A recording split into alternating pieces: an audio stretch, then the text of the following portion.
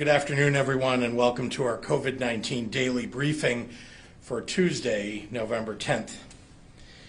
We will not be holding a COVID-19 briefing tomorrow due to Veterans Day, but we'll be back here on Thursday. And I want to encourage everyone to take some time tomorrow to honor our veterans. And if you're able, to find an organization near you that serves veterans and offer to volunteer in some fashion or to make a contribution. Veterans deserve our respect and our dignity and deserve to live with dignity, and we should all do what we can to recognize their sacrifices on our behalf. I know many of us hoped not to still be fighting this deadly pandemic 9 months after it revealed itself. Way back in March and April, many Americans and those abroad had visions in their heads of somewhat a normal summer, or after that, a normal fall, and then eventually maybe a not so bad winter. We're all looking, hopefully, toward a better tomorrow, even as the public health experts warn of new waves of the virus as more people spend time inside in the months to come.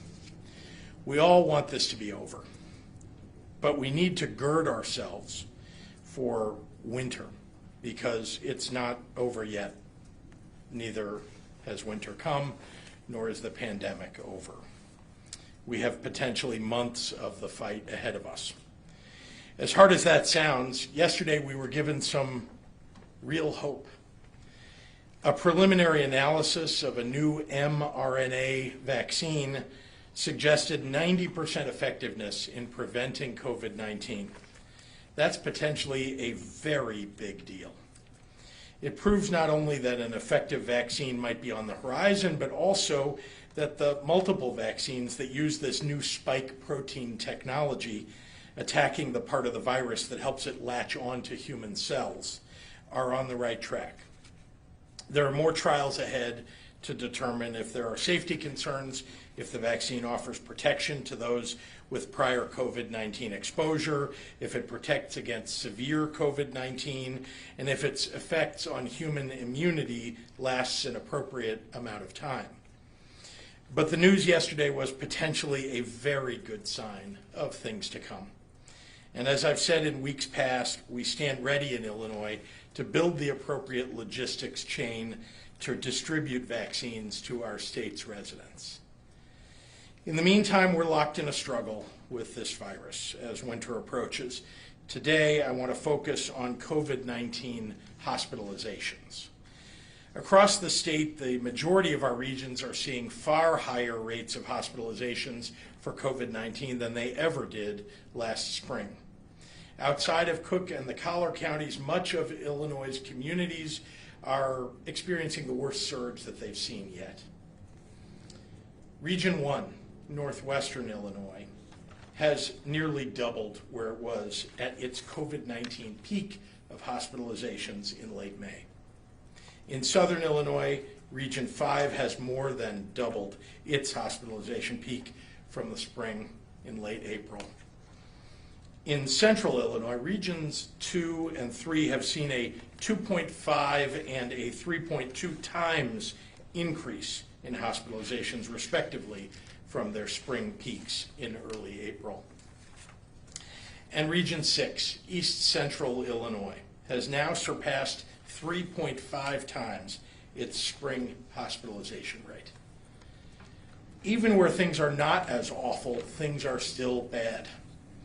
Region 4, the Metro East, and Region 7, Will and Kankakee counties, are running just above the worst that they saw in the spring, with no sign of slowing.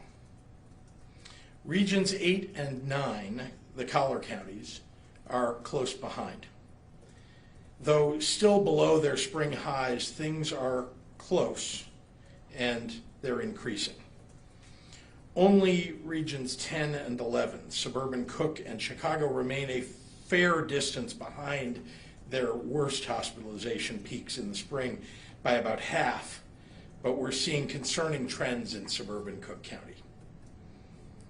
Statewide, we're now averaging more than 4,200 patients with COVID-19 in the hospital.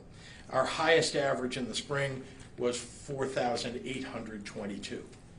4,200 now, 4,800 back then.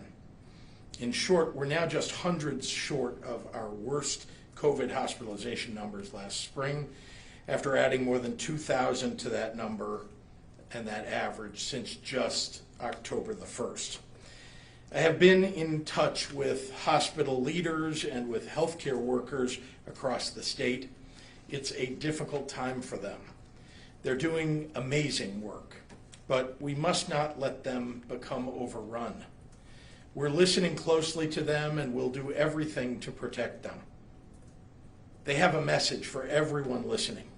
They implore you to make sure that everyone wears a mask and stops gathering with a large number of people in your homes. They need your help. We're not alone in this fight. The nation is in a precarious place right now in this pandemic, and just as other states here in the Midwest and across the nation are imposing stricter measures to keep people safe, we are too. As I said last week and yesterday, we're monitoring the numbers closely, and additional statewide action is possible. We're also continuing to make sure that testing is as accessible as possible in Illinois. And indeed, we remain one of the top testing states in the nation and the best testing state in the Midwest. To that end, I'm pleased to announce that we've surpassed a new milestone in Illinois. We've recorded more than 100,000 tests in the last 24 hours, our first day of testing in the 6 digits, making us one of the first states to do so and the first in the Midwest. We know there's a renewed demand for testing statewide as positivity rates rise, so we're making every effort to keep building out our testing infrastructure, and this is a critical milestone in that endeavor. But it's critical to remember that nothing makes a bigger difference in this pandemic than when a community decides to protect your own by wearing masks, by avoiding gatherings, by temporarily closing high-risk, high-exposure businesses until we get to a place where it's safer to open again. I know it feels like we've been at this a long time. The whole country, the whole world has. 9 months is a long time. But we can't let our guard down. Look at these numbers. More than 10,000 of our fellow Illinoisans are getting infected each day, and dozens are dying each day. There is light at the end of the pandemic tunnel, but we just don't know exactly when we will get there. So let's use the best tools that we have in the meantime: local enforcement, masks, distance. Stop having social gatherings for a while, and get your flu shot. Let's make a renewed effort to keep each other safe as we enter this holiday season. And with that, I'd like to turn it over to the Director of the Department of Public Health, Dr. Ngazi.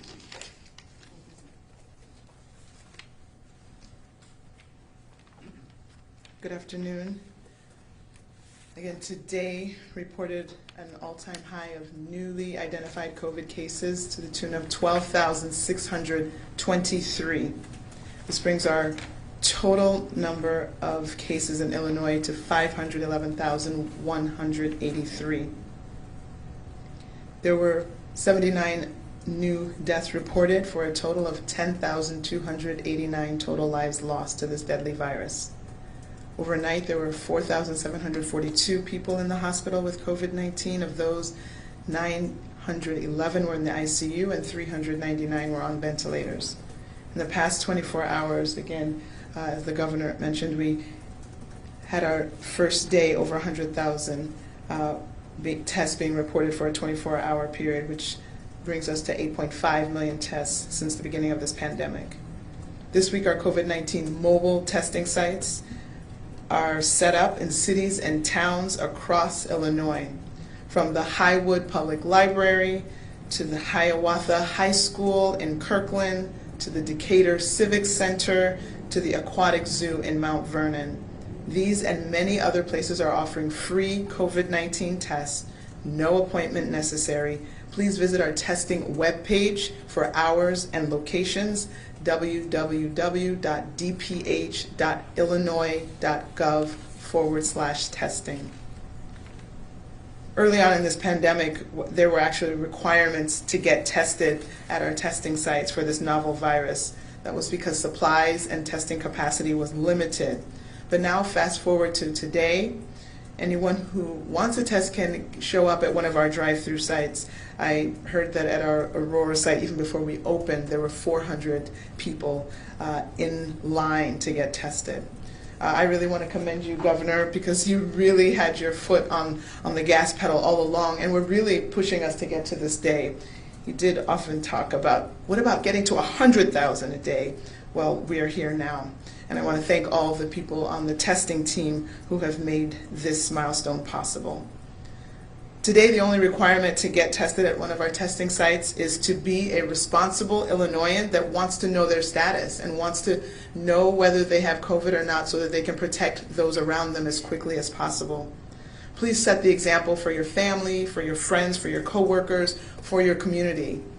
If you've never gotten a COVID test, unless you've been literally indoors in your home for the entire 9 months, it's good to get one. Again, we have to just remind you of the same things we've been saying all along: mask up, wash up, back up, and sleeve up, referring to roll your sleeve up to get your flu shot. Regardless of what you may have seen on Twitterverse or at Facebook or Parler, we need to follow the science. These measures will work to get us on the other side of this pandemic. Please help us prevent the spread of COVID-19 and the spread of the flu. And let me add my salute to all the veterans who have done so much for us in this country. Now I'll switch to Spanish. Buenas tardes a todos. Hoy estamos reportando 12,623 casos nuevos para un total de más de 511,000 casos de COVID-19 en Illinois. También hay 79 muertes adicionales para un total de más de 10,200 vidas perdidas. 4,742 personas estaban en la hospital durante la noche con COVID-19. De ellos, 911 pacientes estaban en la unidad de cuidados intensivos y 399 pacientes estaban en ventiladores. En las últimas 24 horas, más de 100,000 pruebas fueron hechas para un total de más de 8.5 millones de pruebas en Illinois. Esta semana nuestras unidades móviles de pruebas COVID-19 están visitando varias ciudades y pueblos de Illinois, en lugares como Highwood, Kirkland, Decatur y en el Mount Vernon. Estos y muchos otros lugares ofrecen pruebas de COVID-19 por gratis y no necesitas cita. Por seguro hay líneas, pero simplemente visite nuestra página de web de pruebas para conocer los horarios y locaciones: www.dph.illinois.gov/testing. Recuerde al principio de esta pandemia cuando había requisitos para hacerse la prueba de este nuevo virus. Los recursos y la capacidad eran limitados. Ahora cualquier persona que quiera una prueba puede hacerlo. Felicito al gobernador Pritzker por poner su pie en el acelerador para que Illinois expandía las pruebas para cada rincón del estado. Hoy el único requisito para hacerse la prueba de COVID-19 es ser una persona de Illinois responsable. Sea el ejemplo para su familia, sus amigos y su comunidad. Terminó con las mismas palabras, los 3 M's. Usa su máscara, mantenga tu distancia y lávese las manos. No importa lo que haya visto en Twitter o en Facebook. Estas acciones funcionan y ayudan a prevenir la propagación de este virus. Muchísimas gracias para su apoyo. And with that, I'll turn it back over to Governor Pritzker. Thank you, Dr. Ezike. Happy to take questions. Given the hospitalization numbers, Governor, perhaps as a question for Dr. Ezike, are there discussions, are you expecting guidance in the near future regarding elective procedures at hospitals in order to conserve capacity?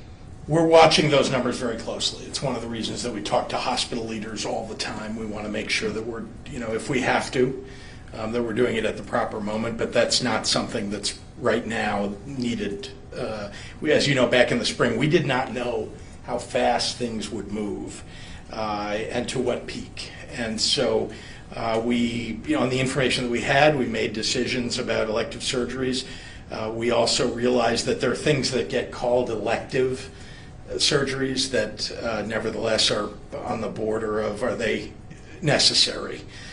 So we want to, parse that out with the hospitals and make sure that if we ever do get to a point where we want to limit those elective surgeries, that we're doing it the right way. Can hospitals take another economic hit if there is some sort of move on electives?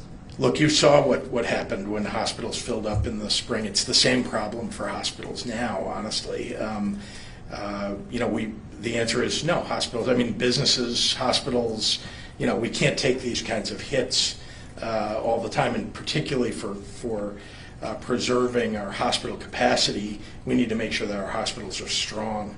And so we're working very hard to make sure that they have the dollars that they need to keep doing what they're doing, and also working with the federal government to bring more dollars to the hospitals. Since the hospitalizations are going up, are you thinking about reopening McCormick Place or any of the 4 other hospitals that you turned into? It's always something in the background, Amy, that whether we should, whether we would need to reopen a facility like that. But right now, we don't see that. It's not something that's right on the horizon.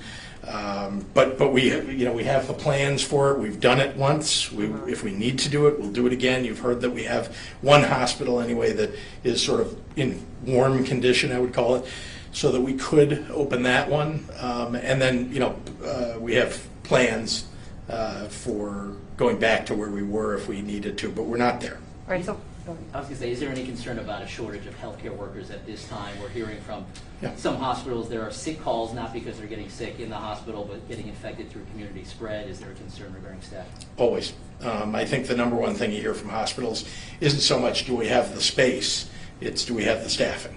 And by the way, just like in the spring, when many states were suffering at the same time, and there was a demand for all of these workers in every state, it's very hard to get them when every state is looking for staff.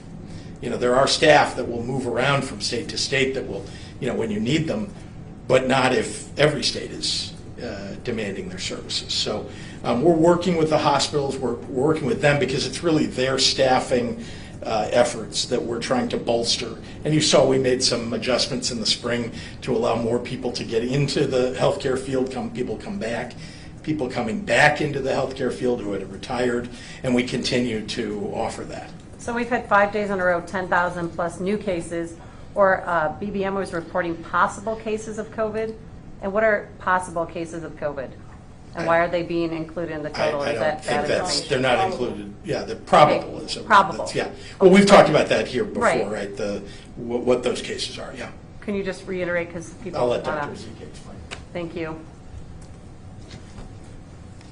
Okay. Again, with the advent of a large amount of this resource of the rapid antigen tests, per the CDC definitions, when you get that positive test, that is listed as a probable case. The confirmed cases are molecular tests.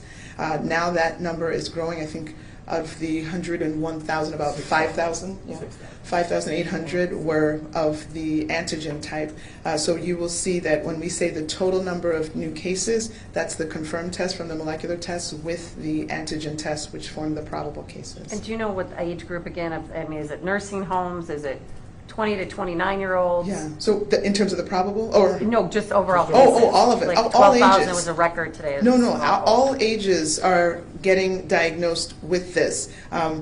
I'm not looking at it on a day-to-day, but when I look at it over the week and several weeks, it's still, again, all ages are represented. The 20 to 30s take a little bit more than their proportion of the population, but it's a very even spread of it being having people affected in every single age group. Doctor, do you recommend college students for Thanksgiving stay at campus, or should they come home to their families?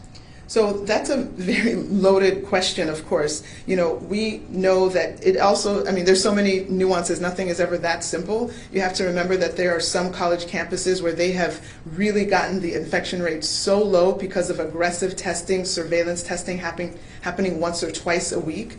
And so in those cases, you actually have a populace that has a much lower positivity rate than a campus where there was no testing. And so there are larger amounts of infected people who may not even know it because they have not gone through that routine screening, and there are higher rates of positivity on those campuses. So, you know, if you told me someone where the positivity rate is less than 1%, and there are campuses where the test positivity on that campus is less than 1%, that person is actually at risk going home. In their community, they have a higher test positivity than what they've experienced at campus. So it's not such a simple answer. All right, we'll do one more in the room. Oh, Governor, I know there's good news about the Pfizer COVID vaccine. Governor Cuomo reacted yesterday by saying it's bad news because President Trump is still in office. But didn't President Trump leave it up to the governors for distribution? And how will that work in Illinois once you get the vaccines? Let's see, there's a bunch in there I want to answer. Yeah, so I don't know about the comments that Governor Cuomo is making, but look, it's only good news. The vaccine is only good news. It's not, but as you know, and as I said in my remarks, it's still going to take some time here before it's been proved to be efficacious. It's been proved that, you know, this was one phase. It was preliminary data. There's another set of data that will come to Pfizer from their trials, blind, you know, trials, and they'll get that data, I think, in late November. And I don't know whether they'll release it. Remember, they released this information with a press release. It's up to them whether they release it or not, the information about how the process is coming along. But obviously, we're all rooting for it. And it's not the only one. Moderna and a few others have the same type of vaccine, and that's a very important thing to take note of. The type of vaccine, this one is proving seemingly to be more effective. And so, you know, the fact that there are multiple companies developing things like that. And then you asked, But will you get the dosage and decide how it's distributed? Yes, so we've put, you know, first of all, As governor? we have a plan. We have a plan that's been developed back in... Plan that you can look up online at. Yeah, submitted back in October, and it's available to you. But importantly, you have to step back for a moment and understand that each of the vaccines is somewhat different. This one, for example, as I understand, requires that the vaccine be stored at 100 degrees below zero, the storage. So that makes distribution more difficult. I don't know how many facilities you're aware of that can hold 100 degree below zero, you know, supplies. Not many. And so we will need a lot of help from the federal government, there's no doubt about it, to deal with that problem. How do you store it? How do you ship it at 100 degrees below zero? You know, and it just takes an awful lot. It's not something that's very easy. We don't manufacture that kind of equipment. The state of Illinois doesn't, and I'm not sure there's enough of that equipment for us. But I only say that to say we're going to work with whatever the capability is, whatever the vaccine that comes, we're going to build the capability to deliver that vaccine to the people of Illinois. And yes, you'll see in our plan when you go online that there's a list of the most vulnerable, the healthcare workers first, because we need them to be healthy while they're administering, and then of course the most vulnerable first. All right, we'll go online. Jim Haggerty is a Rockford advocate. Governor, with positivity rates soaring in some areas like Region 1, do metrics that you're following show when these hard-hit areas will see a peak, or does that depend on how citizens follow mask mandates and other mitigation efforts? The latter. Can Governor Pritzker or Dr. Ezike, sorry, this is from Dave McKinney at WBEZ, speak to the conditions at the LaSalle Veterans Home? How many residents are hospitalized and how many are on ventilators? How is staffing being handled with 70 staffers having tested positive? What is the outlook there? I'll turn it over to Dr. Ezike for comment, but I will point out that this is a extraordinarily difficult, you know, and troubling situation. Any, you know, nursing home or long-term care facility, et cetera, especially because our Veterans Affairs Department has really done an outstanding job of keeping the veterans in our veterans homes safe. They really have. And so this is a blow to all of us. It's something that they've been working against the entire time. It's also, I think, everybody should take notice that people have asked us, well, why don't you just not count the nursing homes when you count the regions or the positivity in a region or the positivity in a county. And the answer is because guess what? The people who work at facilities like this live in the area. And they're the ones who, no fault of their own, but you can asymptomatically bring COVID in to work with you. Now, we do everything we can to screen for that. We do regular testing, very regular testing, but it can happen nonetheless. And once it comes into a facility, indoors, with a number of people there, even with all the precautions that people are taking, it can spread relatively quickly. Having said that, if you have anything. No, I mean, I don't have the numbers at my fingertips, and I don't want to misquote, and I know the numbers have been changing, unfortunately, as the outbreak has grown, but it's a significant outbreak despite all of our best efforts and the aggressive testing and screening of staff and routine screening of staff and residents. So, we're deploying all of our available resources to support that, to quell that as quickly as possible, but there are unfortunately going to be significant morbidity, and we'll be hoping for the best for all of the individuals at that facility. John O'Connor at the AP.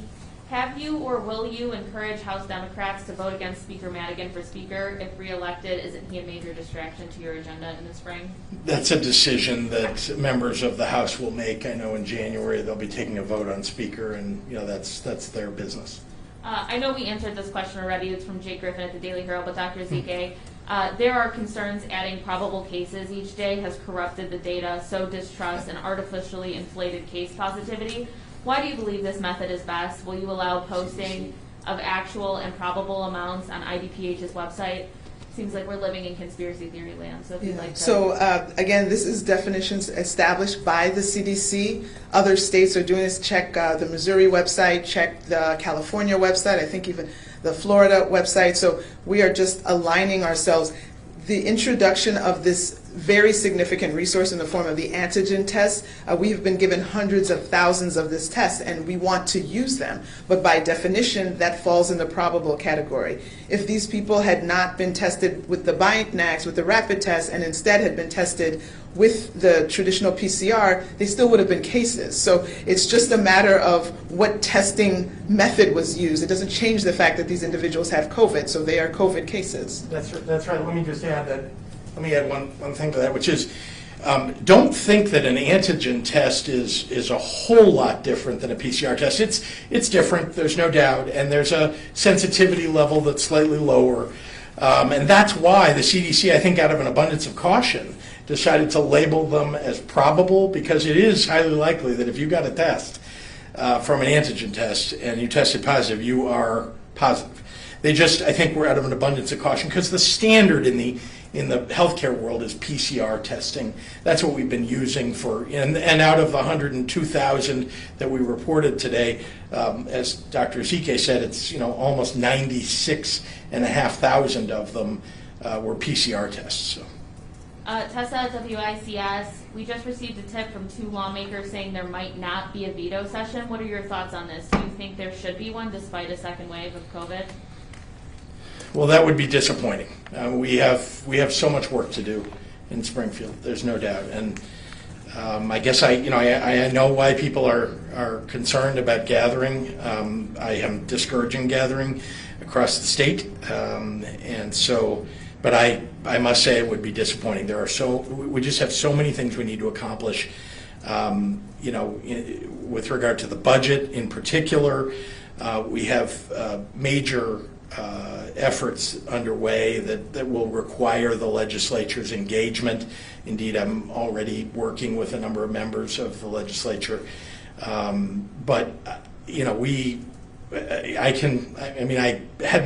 do not know whether they're going to not have a session, but again, it would be disappointing. Shruti at Bloomberg. What is driving the COVID resurgence in Illinois, and particularly its velocity in the last month? Is it simply non-compliance and virus fatigue, spillover from bordering states, Yeah. home gatherings, restaurant and bars, or some other factor? I think you just named all of them. I think check. I mean, she's doing her homework. Let me say a couple of things. I read today that Iowa hit 48% positivity. That means that, in theory, out of every 2 people you run into, one of them might have COVID. And Wisconsin is not very far behind that. Look, we're surrounded in many ways. We have a 13+% positivity, I believe, today, and that's terrible. It's not 48, but it's terrible. The other thing is, I think don't be fooled by just the case numbers. I mean, they're horrible. To say 12,000 people are infected is terrible. Take note that that we're doing more testing than almost any other state. I mean, at 100,000 tests, you're going to reveal more. If you didn't do any tests in Illinois, you still would have thousands and thousands, more than 10,000 clearly, of people who are infected. If you could test everybody in the same day, you probably would find more than 12,000 people who test positive. And so I think, having said all that, these numbers are awful. Positivity rate is going the wrong direction. I think that's just as important as any other number we say to you is what direction is this headed and how fast is it heading in that direction. Jim Leach at WNIY, are there projections for when hospitals around the state might reach bed and or ICU capacity, and what are the contingency plans? The same contingency plan. I mean, we have similar contingency plans that we worked out in the spring. The difference is we've had months to shore them up, make sure that they're the right way to do it, that we can do it in an effective and relatively quick fashion. There are. I mean, it depends on how fast the numbers rise. And right now, they're rising at a linear rate, but they're on the cusp of going exponential. It's hard to tell when or if that would happen, and that's why we need everybody to please help us out. Help yourself out. Wear a mask, like everybody in this room, and encourage everybody to wear a mask. It really is hugely important that you do that when you're with other people. A.D. Quigg at Cranes, between the fair tax gap and COVID's impact, how quickly do you think the General Assembly needs to act to tweak the budget, and what conversations have you had with the 4 tops about veto session? So we have a meeting that's coming up. I have worked diligently, and we're going to need the General Assembly to step in here. There's a limited amount that the administration can do on its own. We're going to do all of that, and we need to make some significant cuts, and we need to look at the size of the budget deficit and to think about their trajectory going forward. And so those are all conversations that are happening now. Jamie Monks at the Tribune, you've said you'll take away liquor and gaming licenses if businesses don't comply with your orders. As some restaurants continue indoor service, have you considered directing local health departments to pull food certificates as an enforcement measure? Why or why not? And that'll be our last one. Oh, sure. And you've heard me talk about it, enforcement, I don't know, just about every day. And local public health departments do have some ability to remove licenses. And so I think local health departments are actually doing a reasonably good job. The problem is they're often subject to the politics of the county or the city that they're in, and sometimes the politics are that the local mayor or county board or city council just have chosen that they don't want to make any hard choices, and so they're not helping the local public health departments, who are the real professionals that everybody should be listening to. All right, thanks everyone. Thank you.